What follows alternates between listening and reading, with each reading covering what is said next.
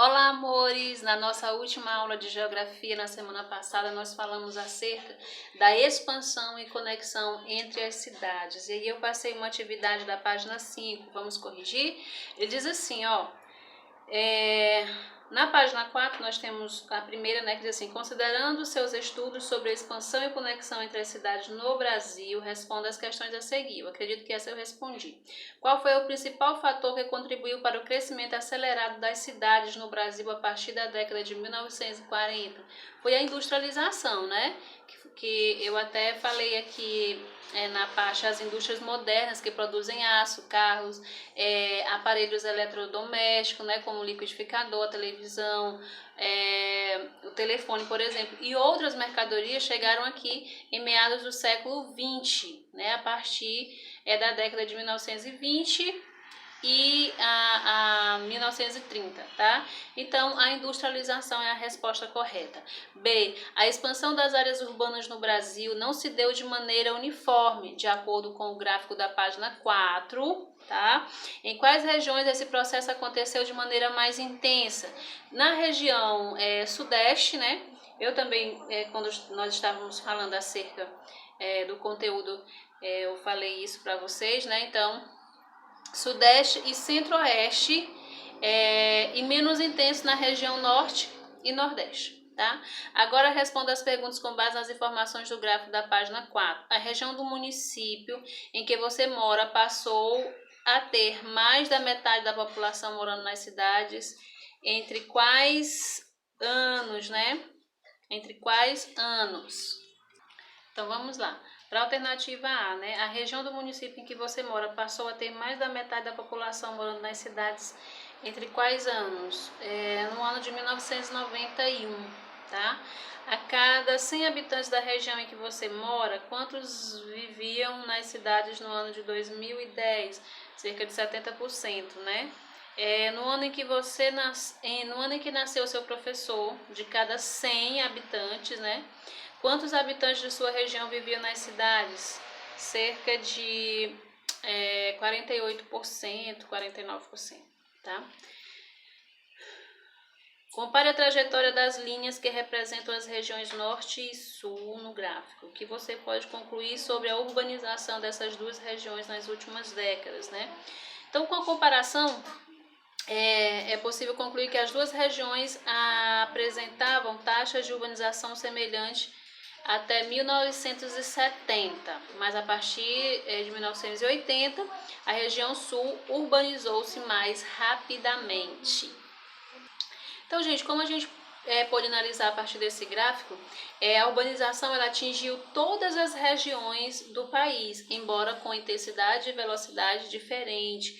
O resultado mais visível desse processo foi o crescimento descontrolado das grandes cidades no país, né, do país, em especial das capitais estaduais e da capital federal, que é Brasília.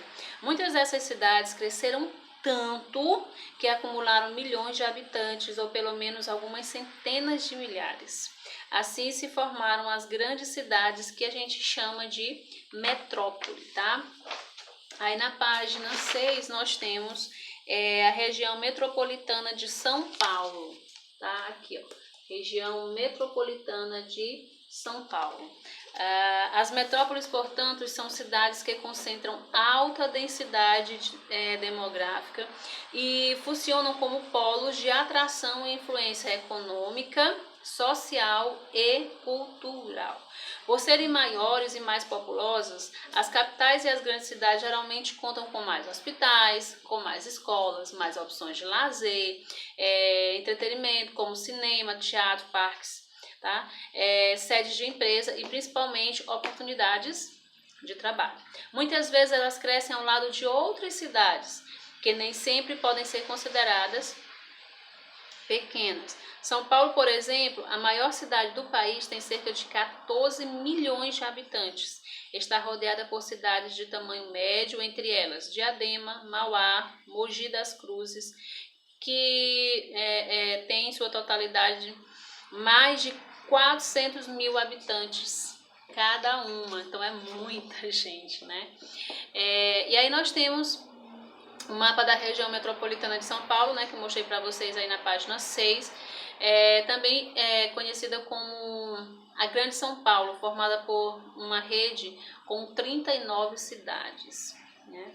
E aí eu quero que vocês façam uma comparação com a imagem de satélite aqui desse lado. Essa imagem de satélite aqui, ó, tá? Essa imagem de satélite. No meio do mesmo local, né? Caracterizando uma área de urbanização contínua entre vários municípios. O encontro entre duas ou mais áreas urbanas, conforme você vê nas imagens de São Paulo, caracteriza o processo de conurbação, que acontece quando podemos transitar entre duas cidades sem perceber nenhum espaço rural ou vazio de estruturas urbanas. Bairros, residências, pontos de ônibus, né, empresas e etc. Então, esse processo a gente chama de conurbação. Conurbação. O que é a conurbação? Se caracteriza, né, quando não existe nenhum espaço rural ou vazio de estruturas urbanas, tá, entre duas cidades. Tá? E aí nós temos alguns exemplos de cidades que apresentam esse processo de conurbação. A cidade de Olinda, com a capital estadual, que é Recife, né, lá de Pernambuco. A conurbação entre Cariacica, né, à esquerda, e Vitória do Espírito Santo. A cidade de Petrolina e Juazeiro, elas são separadas pelo Rio São Francisco. E aí nós temos a cidade de Barra do Garças e Pontal da Araguaia, né? Que também não existe nenhuma, a gente não percebe, né? Não existe aí nenhum vazio entre essas cidades. Atualmente, gente, pouco mais da metade da população mundial vive em cidades. O Brasil apresenta, portanto, uma média de urbanização maior que a média de urbanização do planeta como um todo. Mas essa diferença está cada vez menor, visto que no mundo inteiro os países passam por um processo de urbanização, exceto quando já atingiram níveis muito altos, né? Ou seja, não dá mais para se construir. Tá?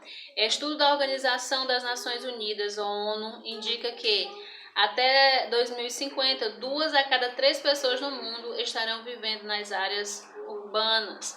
Tá? E aí nós temos um Saiba Mais, tá? Que vai nos trazer mais informações acerca da sessão a seguir, tá certo? E aí eu gostaria que vocês fizessem essa leitura do Saiba Mais, que está na página 8, e em seguida respondessem a página 9 e 10. Então, para casa, a leitura do Saiba Mais da página 8 e as atividades da página 9 e 10. Beijão para vocês, tchau, tchau, e até quinta-feira com mais uma aula de geografia. Fui!